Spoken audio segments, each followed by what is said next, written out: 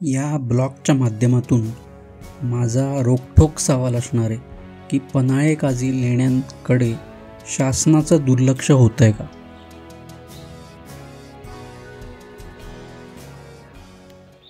Travel मास्टर्सच्या या एपिसोडमध्ये सगळ्यांचं पुनश्च स्वागत. आज आम्ही आलो आहोत पन्हाळे काजी लेणीला आणि टोटल इथं 28 लेण्या आहेत. आपण आतमध्ये जाऊन बघू की कशा स्वरूपात त्या लेण्या आहेत आणि पुढे मी तुम्हाला दाखवतोच. 28 लेण्या आहेत. आपण एक एक करून त्या लेण्या बघूया. Let's go.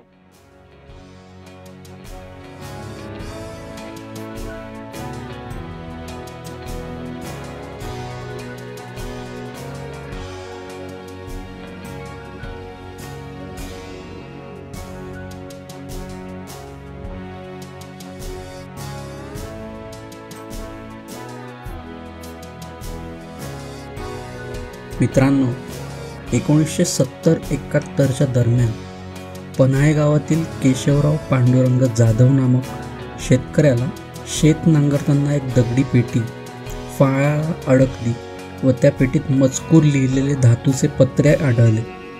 गावकऱ्यांच्या मदतीने इतिहास संशोधनाची आवड असणाऱ्या दाभोळच्या अण्णा शिरगावकरांशी संपर्क त्यांनी केला. पुढे पुण्याच्या डेक्कन कॉलेजच्या प्राध्यापिका शोभनाताई गोखले यांनी हे पत्रे ताम्रपट असल्याचे निश्चित केले.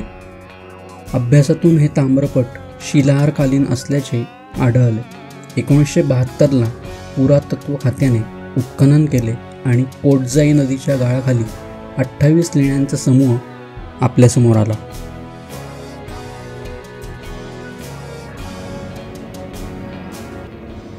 मधल्या एका लेणीमध्ये आलो आहे मित्रांनो मी, आणि इतकं थंड वाटतं आहे की यापुढे नक्कीच आपला AC पिकाच पडणार आहे. सो दापोलीत तुम्ही आल्यानंतर पन्हाळे काजी लेणीला भेट द्यायला विसरू नका. आपण अजूनही पुढच्या लेण्या एक्सप्लोर करणार आहोत. बघूया. गुहांचा 4, 5, 6 या गटात ज्या गुहा आहेत त्या लहान भिक्षू गृहाप्रमाणे आहेत.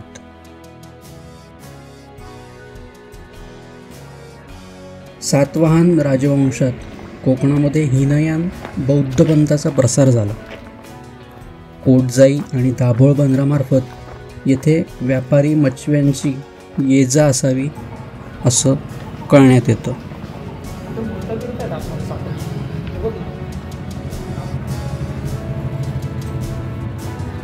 गुहांचा जो गट 7, 8, 9 हा आहे, हा 6व्या क्रमांकाला जोडूनच आहे. येथे वज्रयान पंथयांनी केलेले बदल आपल्याला दिसून येतात. वज्रयान पंथाच्या दृष्टीने सर्वात महत्त्वाची म्हणजे क्रमांक 10ची लेणी, कारण या लेणीत हत्ती व सिंह असलेल्या सप्तरथ अधिष्ठानावर स्थित असलेली महाचंड रोषणाची मूर्ती आढळते.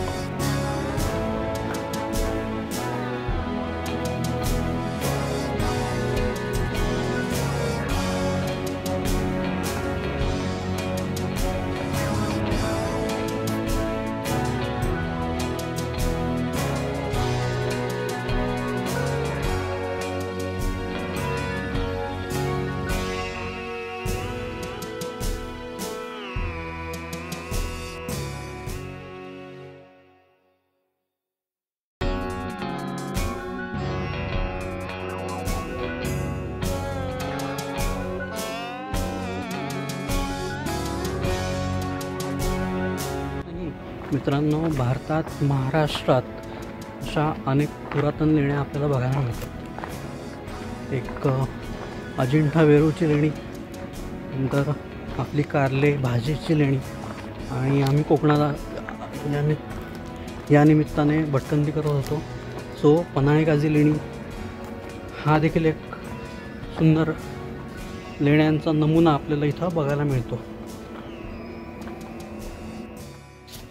प्रवेशद्वाराच्या बाजूस 6 अशी एकूण 12 शिल्पे आहेत. एकूणच हा प्रसंग मत्स्येंद्रनाथांच्या जीवनावरील असावा असा अंदाज लावता येतो.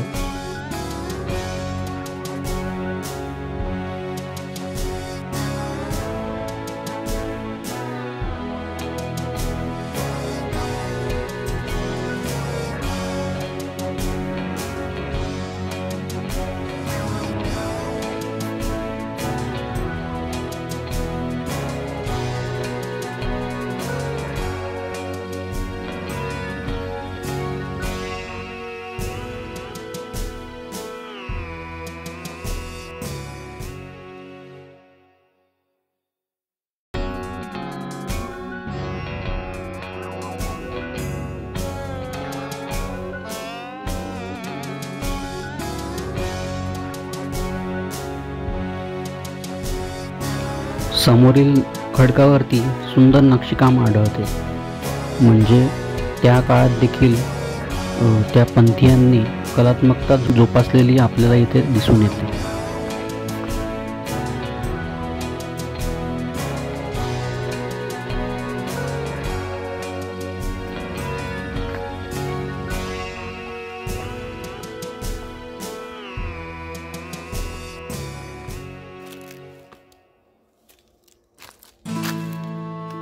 समोरील या महाकाय खडकावरती आपल्याला मंदिराची प्रतिकृती बघायला मिळते आणि 2 नागाच्या प्रतिमा देखील या खडकावर आपण बघू शकतो.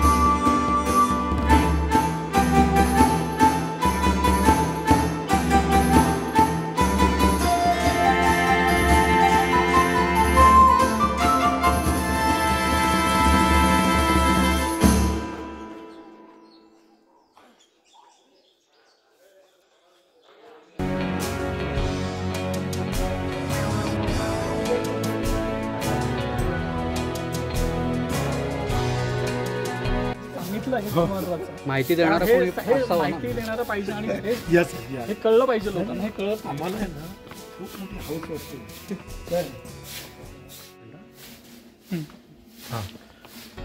पन्हाळेदुर्ग गावामध्ये जे मागे गणेशोत्सव हा आज आम्ही साजरा करणार आहोत 13 तारीखला. तर ह्या गणपतीचं एक असं मोठं खासियत आहे की हा गणपती नवसाला पावणारा, आणि हा नवसाला पावणारा जे लोक पर्यटक म्हणून येतात त्यांनी आपला नवस केला तर तो नवस पूर्णपणे त्यांचा पावन होतो. आणि ह्या भूमीमध्ये अशी ही भूमी आहे की ह्या पांडव काळाच्या ज्या लेण्यांचं जे वैशिष्ट्य आहे, ही एवढी वर्ष झाली पुरातन काळामध्ये काय परिपूर्ण लक्ष दिलेलं नाही. परंतु आम्ही गावकरी म्हणून आम्ही तो गणेशोत्सव चांगल्या पद्धतीने साजरा करतो. परंतु इथे तसा कुठला रोजगार नाही, कुठलं काही नाही. बेस बघितलीत ना ते एकदम जंगलामध्ये गाव आहे, परंतु अगदी नॅचरल म्हणजे बोलतात ना सृष्टी सौंदर्य एवढं छान आहे की येणारा पर्यटक भावुक होऊन जाईल. असं प्राचीन काळापासून हे लेणी आहे, परंतु तुम्ही ज्या वेळेला हे सर्व बघायला येता एक आनंद म्हणून पर्यटक म्हणून, तर जेव्हा तुम्ही कधी न्यूजवरती टाकता किंवा एखाद्या फेसबुकवरती टाकता तेव्हा खऱ्या अर्थाने ना आज केंद्र सरकारकडे पैसा काय कमी आहे का, परंतु काय पुरातन खात्याच्या लोकांना ते जागृती होऊन काहीतरी करायला पाहिजे ना. आता रस्त्याची मागणी, टॉयलेट बाथरूमची मागणी, काही स्टँड आमच्या जमिनीत तुम्ही कुणी करायचं नाही अशी त्यांची जी भावना आहे. तर मग इथे आलेला पर्यटक हा ही पुराणिक वास्तू बघण्याकरता येतो, तर त्यांना सुखसोयी देणार कोण? म्हणजे सरकार, केंद्र सरकार जर आमचं आहे तर त्यांनी ते सुविधा पुरवाव्या. आम्ही इथले नागरिक आहेत, आमचं काय म्हणणं नाही, परंतु आम्हाला दुःख काय वाटतं की ते जे आलेले पर्यटक आहेत ते बिचारे असेच जातात, त्यांना आम्ही काही सुविधा देऊ. आता मी माझ्या घरी नेऊन तुम्हाला चटणी भाकर देऊ शकतो, तर इथं माझं काही स्टॉल नाही, हॉटेल नाही, तर कसं खेडेगाव आहे, इथे वडापाव किंवा एखादा स्नॅक्स वगैरे मिळणार नाही. आणि मग आम्हाला ते दुःख होतं की तुम्ही पर्यटन खात्याने तुम्ही सुधारणा करा ना. हा अहो एवढी नदी बघा किती सुंदर, पक्षी आहो तुम्ही फोटोग्राफी कराल ना एवढं सांग. खूप इच्छा आहे हो, पण ते काय होत. आता हे माझे सर्व कामगार म्हणतोय, 4 कामगार म्हणतोय, त्यांच्याकडे आता उद्या उत्सव आहे मागे गणपती. हा तर ते कसं आम्ही सर्व साफसफाई करून म्हणजे डेलीच करतात. हे जे आमचे जे कर्मचारी आहेत ते प्रामाणिकपणाने करतात, बरोबर, आणि ते साफसफाई करून साफसुथरं ठेवतात. त्याच्या पलीकडे काय करणार? अहो त्यांना साधा ड्रेस नाही देऊ शकत, सेकंदीची गोष्ट आहे. म्हणजे तुमचं जे खातं आहे ते तुम्ही अंमलबजावणी करा ना. आता तुम्ही ज्या ज्या पदावरती आले डॉक्टर वगैरे, मग तुम्ही तिथल्या तुमच्या कर्मचाऱ्यांची पण काळजी घ्या. हा त्यांना एक कॅबिन बनवून द्या, येणाऱ्या पर्यटकांना टॉयलेट बाथरूमची व्यवस्था करा. ही आमची गावकऱ्यांची मागणी वारंवार आहे. आता बघा महाराष्ट्र सरकारने रस्ता बनवला, बरोबर आहे, त्याच्यामुळे पर्यटक अजून वाढले, आता दिवसात 20-25 गाड्या असतात. आनंद आहे, चांगलं आहे ना. बाकीच्याही गोष्टींकडे लक्ष दिलं पाहिजे. तर मंडळींनो, आम्ही आता पन्हाळे गाजी लेणी बघायला आलो असताना इथले जे ग्रामस्थ आहेत, मी पन्हाळे ग्रामस्थ मंडळ, नाव काय? अध्यक्ष दत्ताराम गंगाराम जाधव. ओके, दत्ताराम सर आपल्याला छान माहिती देत होते. ते सांगत होते की इथं डेव्हलपमेंट राज्य सरकारने किंवा केंद्र सरकारने करायला हवी. तर माझ्या यूट्यूब चॅनलच्या माध्यमातून हीच मागणी असेल की पर्यटन मंत्री जे कोणी आपल्या आत्ता आहेत त्यांनी ह्या लेण्यांचा विकास करण्यासाठी योगदान द्यावं थोडं. बरोबर, कारण आलेले पर्यटक आहे यांना टॉयलेट बाथरूम नाही, ही फार दूर अवस्था आम्हाला वाईट वाटतं ग्रामस्थांना. आणि आम्ही आमच्या लेवलने किती जाऊ शकतो. आज आमच्याकडे मागे गणपतीचा उत्सव आहे, त्या उत्सवाकरता मी मुंबईतनं आलोय, सर्व ग्रामस्थांना जवळ केले आणि तो कार्यक्रम सिद्धिविनायकाचा म्हणजे व्यवस्थितपणे पार. हा आता आम्ही इथे गणेश मूर्ती जी आहे ती मित्रांनो, हे आपले कलाकार मित्र आहेत, ते त्याची गणपतीची थोडी डागडुजी करताना आपल्याला बघायला मिळते. त्यांचा उत्सव आहे इथं मागी गणेशोत्सव आता सुरू होणार आहे, म्हणून या मूर्तीची थोडी रंगरंगोटी तिथे करतायत.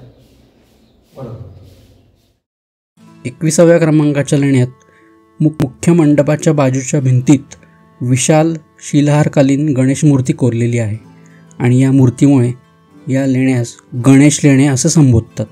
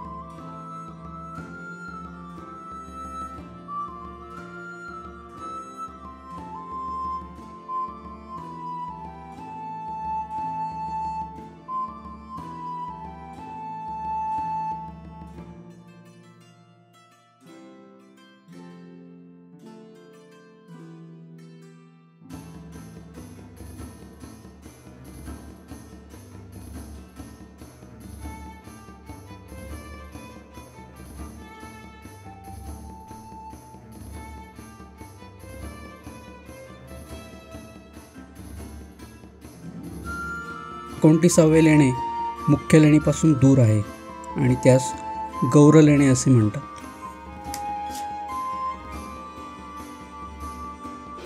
मित्रांनो, चॅनलला सबस्क्राईब नक्की करा, व्हिडिओला लाईक करा आणि तुमच्या कमेंट्स कमेंट बॉक्समध्ये नक्की पाठवा. धन्यवाद.